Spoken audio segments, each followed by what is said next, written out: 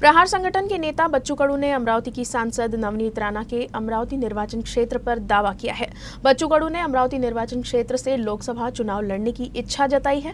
बच्चू कडू ने कहा है कि अगर बीजेपी शिंदे गुट के गठबंधन में हमें ये सीट नहीं मिली तो हम अपने दम पर चुनाव लड़ेंगे। मी सुद्धा उभा होतो, 5000 मतांनाच पडलं होतं आणि त्या अनुषंगानं आमची तयारी सुरू झाली आहे। उमेदवार करून आमच्यावर चांगला उमेदवार आहे। आता मागणी करणं काही चुकीचं नाही ना, मागणी तर करायलाच पाहिजे, नंतर पाहू कसं समोर जायचं ते।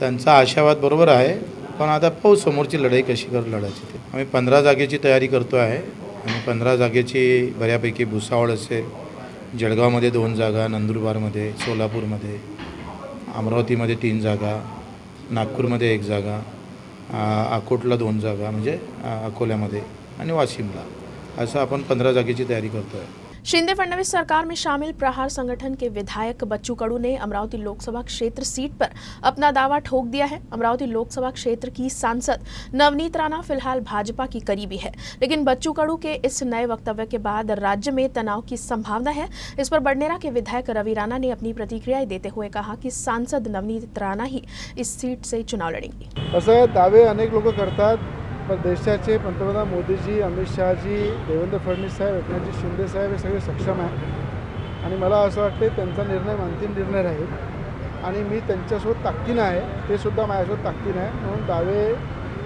किती जरी केले पण मला सरकारचं अभिनंदन करावं लागेल की दिव्यांग महामंडळ स्थापन करून खऱ्या अर्थानं आमच्या सहकार्याला जो न्याय दिला आणि एक चांगलं महामंडळ माझ्या सहकार्याला दिलं, त्याबद्दल मी बच्चू कडूचंही अभिनंदन करीन आणि सरकारचं सुद्धा अभिनंदन करेन। केंद्रामध्ये मोदीजीसोबत, देवेंद्र फडणवीससोबत, राज्यामध्ये सगळे आम्ही एकत्र प्रचार करू आणि काही दिवसाआधी जे माजी खासदार अमरावतीला आले ते सुद्धा आमचा प्रचार करतील।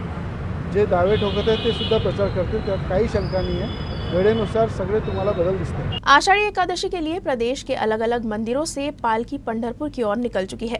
इसी बीच कौंडिन्यपुर से रुक्मिणी माता की पालकी भी पंढरपुर की ओर निकल चुकी है और निर्धारित कार्यक्रम के अनुसार ये पालकी अमरावती शहर में प्रवेश कर रही है। इस दौरान पूर्व मंत्री यशोमती ठाकुर सहित श्रद्धालुओं ने हर्षोल्लास से इसका स्वागत किया है। आषाढ़ी एकादशी के अवसर पर पंढरपुर में लाखों भक्त आते हैं। इसके साथ ही कई पालकी भी पहुंचती है। इन पालकियों में कौंडिन्यपुर से रुक्मिणी माता की पालकी का भी समावेश है। अमरावती जिले के कौंडिन्यपुर से माता की पालकी पंढरपुर जाने की परंपरा 428 साल पुरानी है। इस पालकी के साथ सैकड़ों भक्त पैदल ही पंढरपुर तक जाते हैं।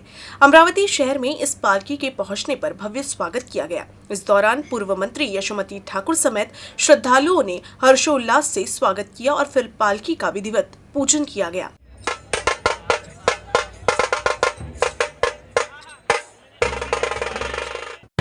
गौरी नारायणी नमस्तुते।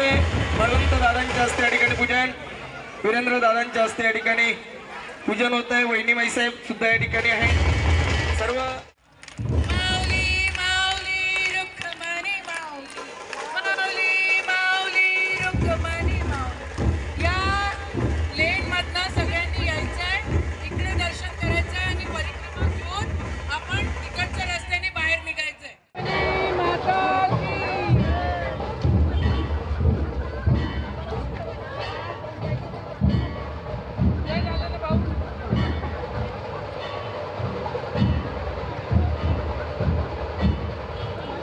इस दौरान पूर्व मंत्री और विधायक यशोमती ठाकुर ने रुक्मिणी माता की कृपा का बखान किया। हालांकि लेकिन बोलते हुए उन्होंने राज्य सरकार की आलोचना भी की और कौंडिन्यपुर के विकास के लिए वर्तमान सरकार द्वारा निधी नहीं दिए जाने पर नाराजगी जताई। आणि दरवर्षी आपण बघतोय की इथे गर्दी मोठ्या प्रमाणामध्ये गर्दी जमा होते आहे। तर सगळेजण श्रद्धेने या ठिकाणी येत आहेत आणि मला आवर्जून एक गोष्ट आपल्याला सांगावीशी वाटेल की आंबेडकर समाजाची देखील भरपूर मंडळी या सगळ्या सोहळ्यामध्ये सामील आहे। मुस्लिम समाजाची देखील मंडळी या सोहळ्यामध्ये सामील आहे। हा सोहळा जो आहे हा भारताची संस्कृती, आपल्या या देशाची, हिंदुस्थानाची संस्कृती आणि खऱ्या अर्थानं देश कशाला म्हणतात, संस्कृती कशाला म्हणतात याचं जिवंत उदाहरण हा सोहळा आहे।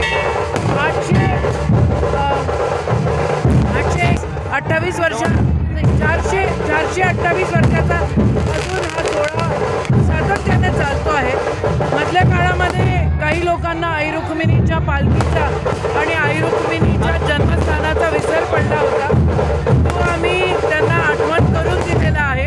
आणि तुम्ही बघत असाल मोठ्या प्रमाणामध्ये विकास कामं देखील कौंडण्यपूरमध्ये झालेली आहेत. पण आता जेव्हापासून हे 40 कोट्यांचं सरकार आलं आणि देवाच्या नावानं राजकारण होत आहे, तेव्हापासून आम्हाला एकही रुपया आई रुक्मिणीसाठी मिळत नाही आहे. आई रुक्मिणीचा आशीर्वाद सदैव माझ्या पाठीशी आहे आणि आम्ही सगळेजण या देशाच्या सेवेसाठी आणि महाराष्ट्राच्या सेवेसाठी आहोत. संवेदनशील शहर अमरावती में रुक्मिणी माता की पालकी में आपसी सौहार्द की झलक देखने को मिली है.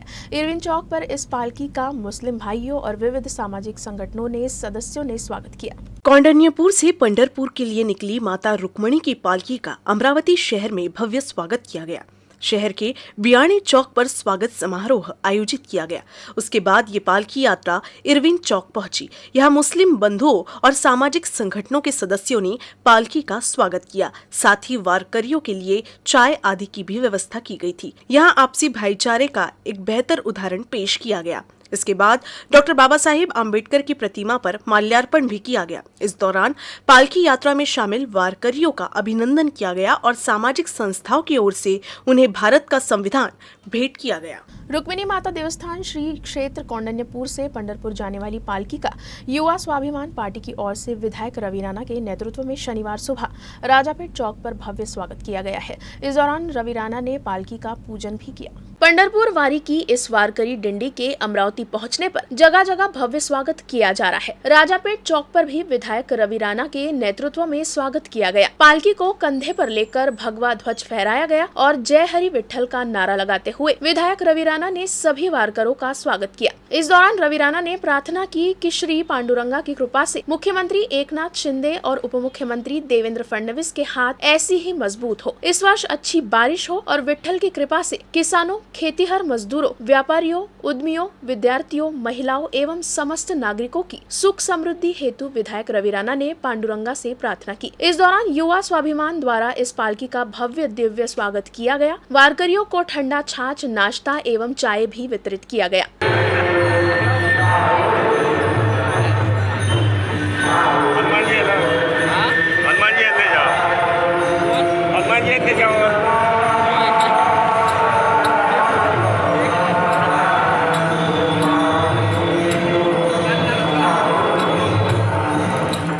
ब्रेक के बाद आप सभी का स्वागत है. केंद्रीय मंत्री नितिन गडकरी केवल नागपुर वासियों के ही लाडले नेता नहीं है, बल्कि उनकी लोकप्रियता पूरे देश भर में है. गडकरी के 66वें जन्मदिन पर नागपुर में उनके निवास स्थान पर सुबह से शुभकामनाएं देने के लिए लोगों की भीड़ लग रही है. हमारे संवाददाता ने इसका जायजा लिया है.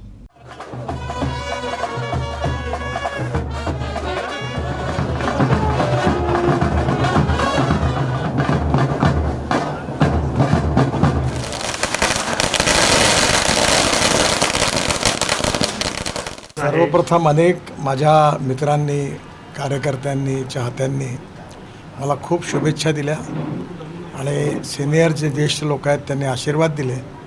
त्या सगळ्यांच्याबद्दल मी ऋण व्यक्त करतो. त्यांना सगळ्यांना खूप खूप धन्यवाद, त्यांचे आभार मानतो. नहीं, ये जो राजनीति में और समाज नीति में ये जो लोगों का प्रेम, विश्वास और एक प्रकार से कार्य में सहयोग, यही हमारी सबसे बड़ी प्रेरणा होती है. और निश्चित रूप से लोगों का ये प्रेम देखकर मुझे और काम करने का उत्साह बढ़ता है. केंद्रीय मंत्री नितिन गडकरी के जन्मदिन के अवसर पर उप मुख्यमंत्री देवेंद्र फडणवीस ने बधाई दी है. फडणवीस गडकरी से मिलने उनके निवास स्थान पहुंचे, जहां गडकरी का सत्कार किया और उनका आशीर्वाद भी लिया.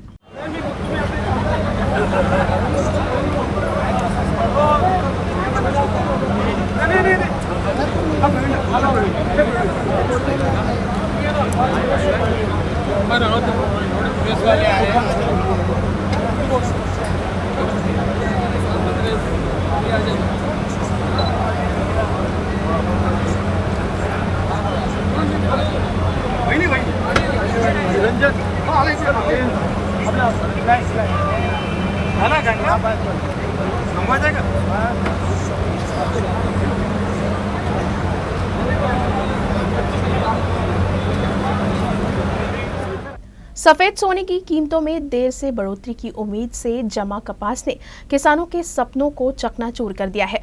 कपास की कम कीमत को देखते हुए ऐसा लगता है कि किसानों को उनके सफेद सोने को औने पौने दाम में बेचने की नौबत आ गई है।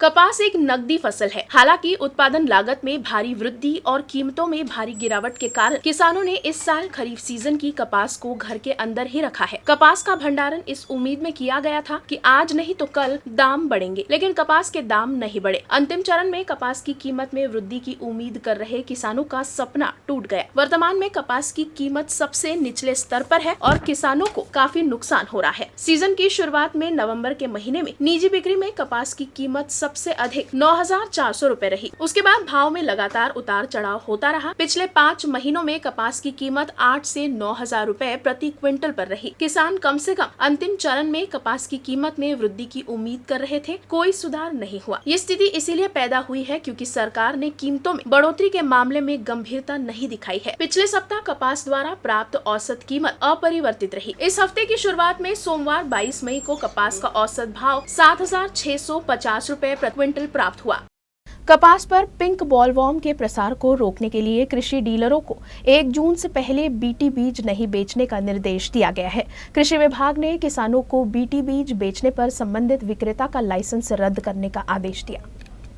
कपास पर पिंक बॉलवर्म को फैलने से रोकने के लिए 1 जून से पहले बीटी बीजों की बिक्री पर रोक लगा दी गई है। इसके अलावा प्री सीजन कपास की खेती करने वाले किसानों की भी तलाश की जाएगी। इस दशक में कपास पर गुलाबी बोलवर्म के संक्रमण को रोकने के लिए गुलाबी बोलवर्म के जीवन चक्र को तोड़ना महत्वपूर्ण है। इसके लिए प्री मानसून कपास की खेती को रोकने के लिए 31 मई तक बीटी बीज की बिक्री पर रोक लगा दी गई है। कृषि आयुक्तालय द्वारा सभी कृषि कार्यालयों को पत्र भी भेजा गया है। मानसून से पहले कपास की खेती होती है। कृषि विभाग द्वारा उन किसानों की तलाश भी की जाएगी। कृषि निदेशक के पत्र के अनुसार बीटी बीज की आपूर्ति निर्माता कंपनी द्वारा इस वर्ष 1 मई से 10 मई तक की गई है। हालांकि उन्होंने खुदरा विक्रेताओं को 15 मई से बीज उपलब्ध करा दिया है, लेकिन उन्हें 1 जून से पहले बीज बेचने पर रोक लगा दी गई है। इससे कपास की प्री सीजन बुआई पर रोक लगेगी।